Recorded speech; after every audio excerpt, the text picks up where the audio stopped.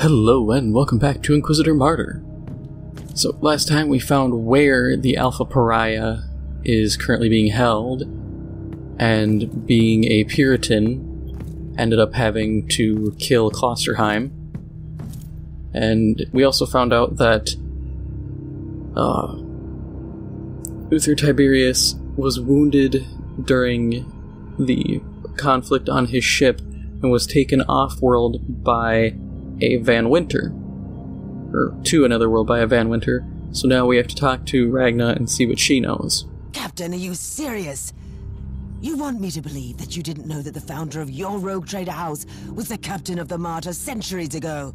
I swear by the light of the God Emperor Inquisitor that I am just as shocked by this revelation as you are. I need a better explanation, Captain. Inquisitor, our house has followed strict traditions for long centuries. One of those traditions concerns our sacred history. Our ancestral secrets were kept in a treasured logbook, only accessible by the Van Wynter sitting on the throne of the house. And who would that be? Nobody. Almost my entire clan has been purged on account of their heretical acts. I was found worthy of redemption, and I'm assisting the work of the Inquisition as a simple captain. Do you think your logbook could help me? Yes. It has been in our possession since Gregor Van Wynter, the man whose trail you seek, received the warrant of trade. It must contain all his accounts too.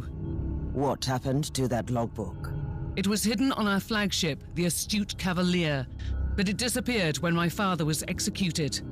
The logbook must still be in the hold, in a secret compartment. So I only have to find a fugitive ship in the sector. Sounds easy. My family had a hideout in this subsector on a void station. Those who survived the purge probably ended up there. And strangely, it didn't occur to you to share this information with the Inquisition. No, don't answer that. Take me to the void station. Captain, you have important news for me, I assume. You have a very urgent message from the Caligari Conclave.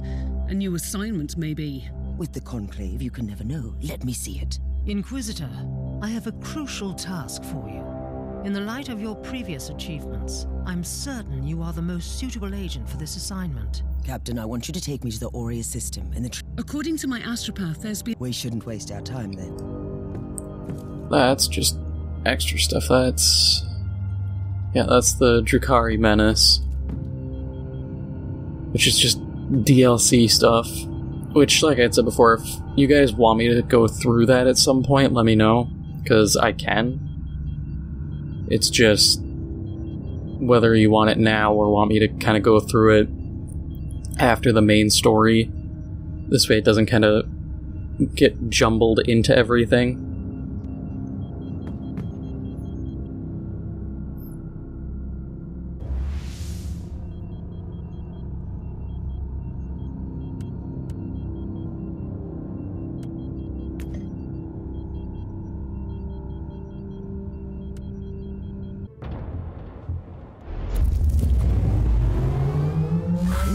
Is a despicable hive of heresy and corruption.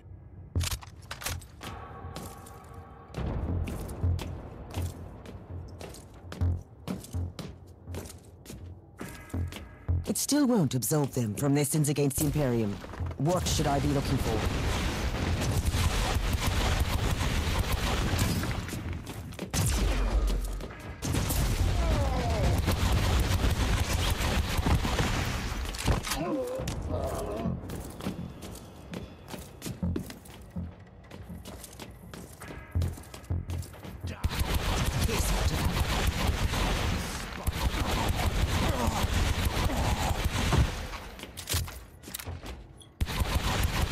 So, between episodes, I leveled up a little bit. As you saw at the end, I got some levels, but I actually put the points in, giving myself a little bit more range damage, and then a new perk, which is a 50% magazine size increase. Which is working out pretty well, I think. Purified.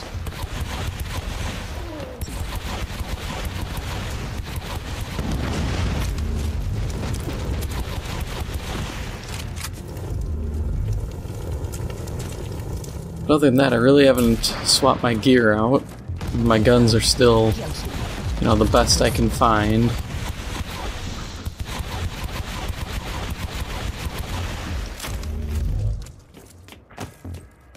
I really do need to make an Exodus rifle to test.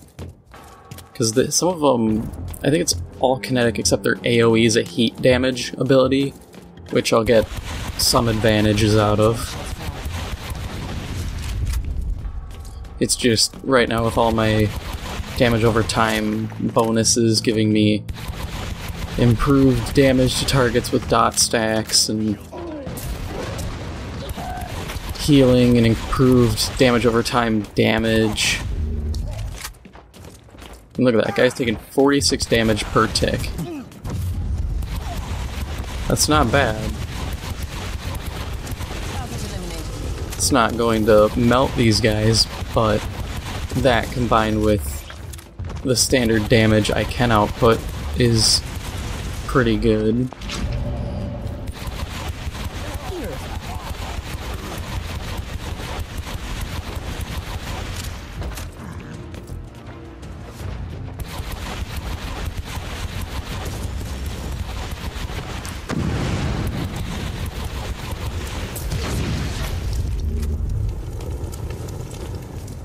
I do like the guardsmen, and sometimes you can find chaos cultists who, upon death, explode into flames. I think that's a really interesting design choice. Plus, it makes fighting flamethrower guys a little more interesting.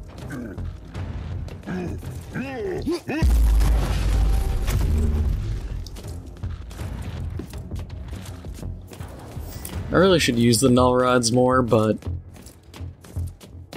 it's just really hard to justify going into melee combat 9 times out of 10. Because, I mean, you consider my damage output, and you consider things like that, where a guy will just explode, and that's such a risk, but then I can just go, bam, and the guy's dead. And if he is going to spew fire, he's going to do it away from me.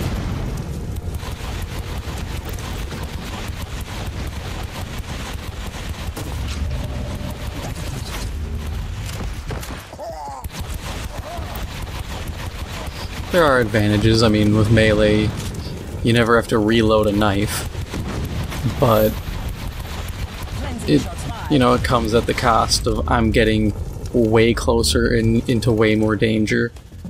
Instances like that, I would take a ton of damage from fire. So it's hard to really justify putting myself in that situation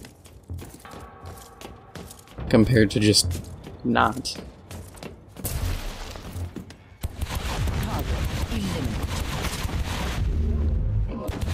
Yeah, I don't think these guys take fire damage from friendly fire fields, which kind of sucks, but I also get it, because otherwise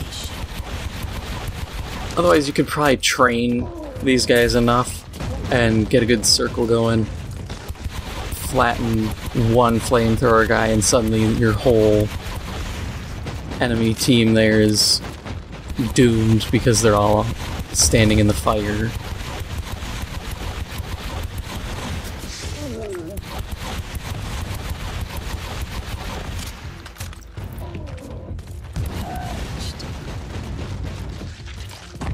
Or they might take damage, it's just very minimal.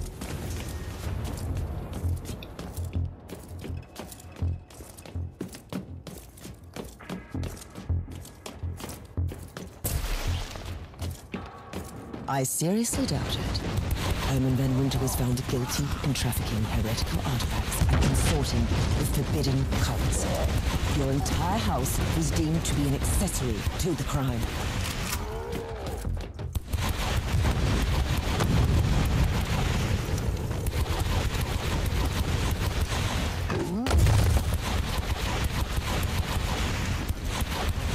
The Holy Orders thought otherwise.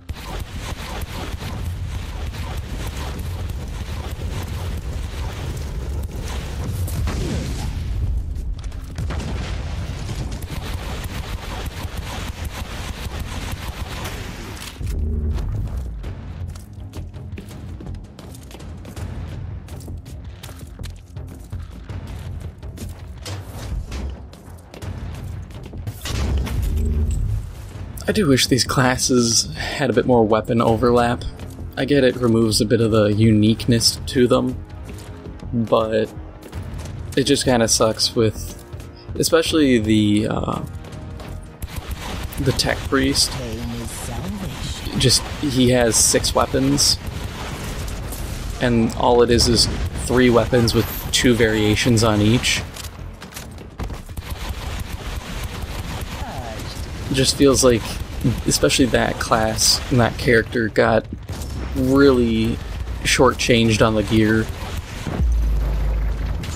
Or it's weird how, like, the Crusader can use the Eviscerator, which I've mentioned this before, but they can use the Eviscerator, which is a 2-handed chainsword, but the Assassin can't, even though some Death Cult assassins do use Eviscerators. And you really can't tell me, like, oh no, that's going to upset the balance of the game. Like, I'm not sitting here asking for flamethrowers and, you know, all the fun stuff. I'm just asking for one weapon category to get opened up a bit.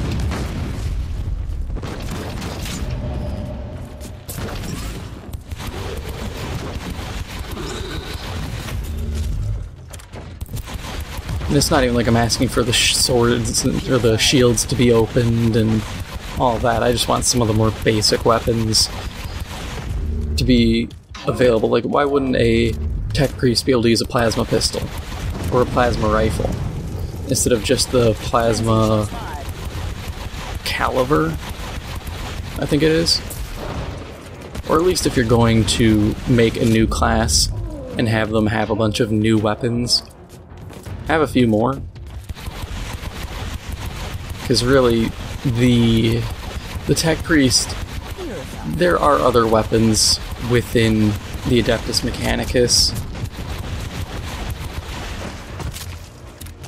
There's even some pistols and stuff, and it just kind of sucks that you don't get any of those. Because who knows, maybe you could use their little pistol and you could dual wield, and it could be an interesting build. I mean, it already sucks you get no crit chance. Like, you know how many weapons I have to sit down and retool just to make them not suck? Or how many signums have to get reworked, or all this stuff. It's like, oh, you get critical hit strength. Well, you can't crit. Well, this one you get critical hit chance. Well, it doesn't matter. I even picked up a skill that gives me like a plus 1% crit chance, and it just doesn't give you crit chance. I refunded it quickly, but I did it because I wanted to test that. So I just looked at it and thought, that's a bit funky, you know, no crit chance. And I get it, you know, I got a bunch of robots to do damage. But I get it, but also don't. Because there's a plasma caliber that you hit a target and it splits into 3 shots and hits nearby enemies. And you could, in theory, rig up some, like, crazy crit build where it would, like, hit a target, split into 3, do 3 more crits, get whatever effect on crit, and it would be kind of crazy, but that would also be extremely niche. And I typically follow the idea of the more time and resources it takes to pull off a build, even if it's extremely powerful, it should be allowed because it's a resource-intensive build. You know, time is a resource. If you're willing to spend the time grinding for gear or getting materials to make the gear, alter the gear to do this one setup, do it. You know, who am I to tell you you can't play this way?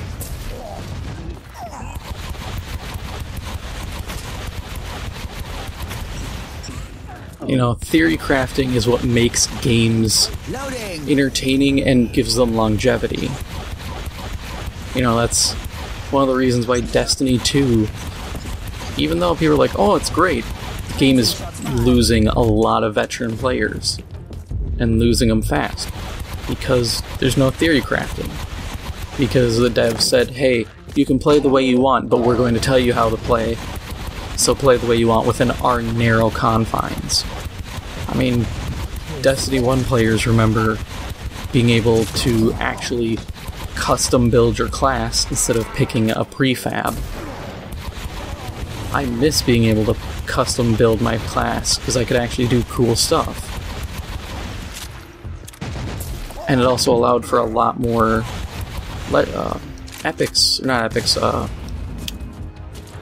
exotics back in the day, because you could sit here and have, you know, Helm of Inmost Light and Eternal Warrior giving you 2 different perks in one tree. So you could look at it and say, okay, well, I could rock this, get another beneficial ability from here, or I could, you know, get a different exotic that does a similar thing in a different part of my skill tree. And it allows for certain things. Yeah, you have... I can't even say a higher chance of breaking the game, because you don't. If having 2 perks from a single tree were to break the game, then just move one. Or remove the item that gives you that other perk. Like, there are easy ways to circumvent an issue. It's more time and effort to remake the classes into these prefabs than it is to just make a bunch and balance it as it happens. And the argument can be made of, well, it made the game more accessible to people, but honestly, I always feel like accessibility in a game, it comes at a cost. You know, look at Fallout 4. They got rid of repairing anything. They got rid of repairing in Skyrim because they thought, oh, it's too much of a maintenance thing from Oblivion. You know what I did in Oblivion? I carried like 5 or 10 repair hammers on me at all times. Until I hit Master rank, where I could only need 1 because it would never break. But I would sit there, keep in my inventory, hotkey them to I think left on the D-pad, and then when I'm out of a fight, quick hit left, spam through everything, repair all my gear, and keep moving. It wasn't really that much of a maintenance issue because I would just fly through it and ignore it the rest of the time. It's only an issue if people make it an issue.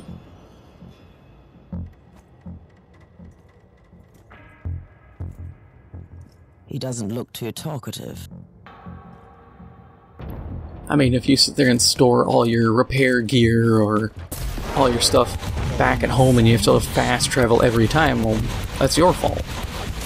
Same can be said about Destiny. Same can even be said about, like I was kind of looping around with this. If you build a certain way, let someone do it. Weird builds can be fun. You shouldn't have to hold your player's hand, because at that point you're honestly insulting your average player's intelligence. You know, oh, you're too dumb to figure out how to pick a point from each of these trees without, you know, making some terrible janky ass build that gets nowhere. Like, how dumb do you think people are? People are generally pretty intelligent. I mean, look at... Captain, the Harbour Master refused interrogation. Tell me he wasn't my only lead.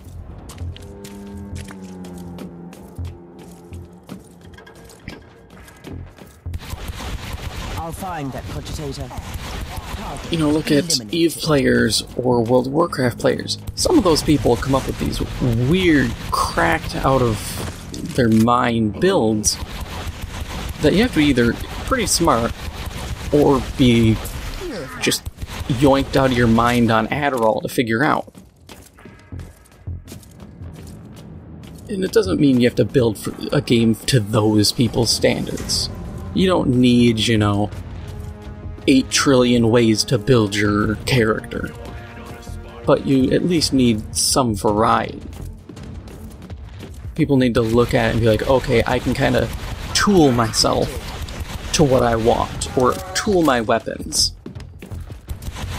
Not just, here's here is gun 3, here is class build 2, go have fun. Don't forget to buy our battle pass. You know, you should give us more money for streamlining your game and watering it down. Like, no. I mean, that's one of the things I've seen with Destiny as of late is just they keep trying to... They make it free to play, but also charge money. Like, oh, you want the new stuff? Well, you're gonna have to buy our big expansion pack. But also, you know, it's free to play. And it's like, no, it's still a buy everything kind of game. You just are trying to squeeze extra cash out. On top of a cash shop, on top of everything, you know. It just starts to come off as disingenuous. And if it's a matter of, oh, we have too many people, you know, we gotta make money to pay all our employees, you gotta realistically look at your employee list and say, do we need all these people? Do we need managers managing managers who manage a small group of people? If you have a guy looking after a guy who looks after 4 people, you don't need that middle guy, and I kind of question whether you need the first guy looking over them too. It's 4 people. If you can't corral 4 idiots, you have far greater problems.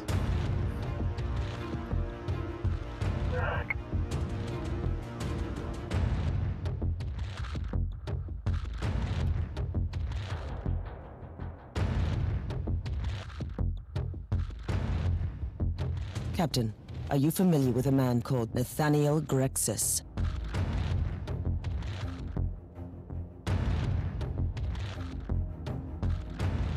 Your former house members made a pact with a cult, and he refused to follow them into total depravity. They keep him locked up here somewhere.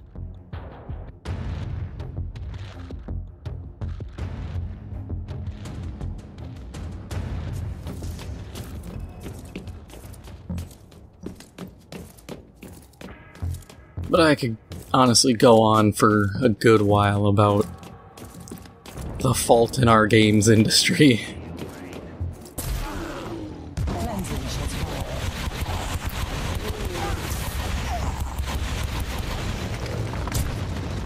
I've contemplated doing like a solo kind of podcast kind of deal. But it's one of those things of like, does anybody care? And I feel like everyone and their mother does that these days. Granted, it's not the worst idea. It gets your ideas out without having to kind of set up a, you know, a thematic backdrop to it in terms of like a game or something, and you just ignore a lot of the, Loading. I'd say the behind the scenes kind of crap.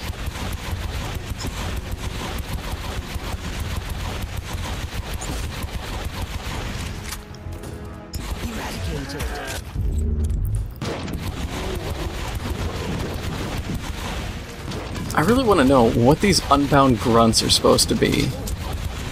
Because when you look at these guys, they don't look... They're not big enough to be an ogre, and they're not small enough to be a normal guardsman. I mean, look at this dude. His arm is about as wide as my torso. Is he a mutant? I mean, he could be a mutant, I could see that. But it's just something I'd like to know. It'd be kind of cool to have these guys in like a Lost in the Damned army. Captain Grexus, I need you to come with me. I need a few bottles of Amasec to invigorate my weary soul. And then I'm off to kill all these mongrels. They have already paid for their crimes, Captain. Ah, I hope you made them suffer. How can I assist you, then? I must find the astute Cavalier. It might have visited this station.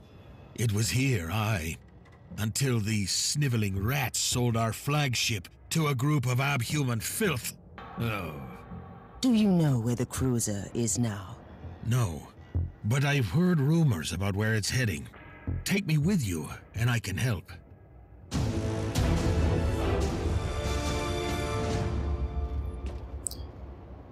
Alright, so we're gonna call it here. If you enjoyed this episode, please make sure to hit the like button. It helps out the channel a lot. If you're new, please make sure to hit the subscribe button. Thank you for watching, and I'll see you in the next one.